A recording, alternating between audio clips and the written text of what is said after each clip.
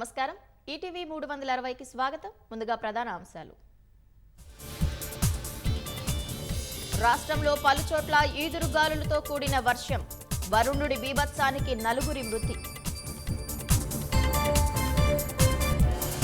అకాల వర్షానికి ఆగమైన అన్నదాతలు కల్లాల్లో తడిసిన ధాన్యంతో ఆవేదనలో రైతన్నలు రైతు భరోసా నిధుల విడుదలపై ఈసీ ఆంక్షలు ఎన్నికల పోలింగ్ తర్వాతే ఇవ్వాలని స్పష్టీకరణ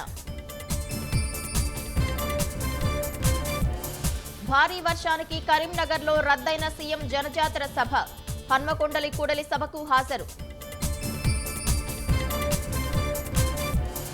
కామారెడ్డిలో కేసీఆర్ రోడ్ షో మెదక్లో కార్నర్ మీటింగ్లోనూ పాల్గొననున్న గులాబీ అధిపతి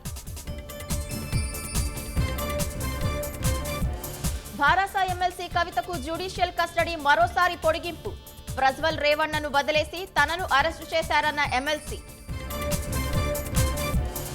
దేశాభివృద్ధి భాజపాతోనే సాధ్యమన్న ప్రధాని ఓటు జిహాదా రామరాజ్యమా ప్రజలే నిర్ణయించుకోవాలని వ్యాఖ్య దేశవ్యాప్తంగా ముగిసిన మూడో విడత ఎన్నికలు సాయంత్రం 5 వరకు 60.19% పోలింగ్ నమోదు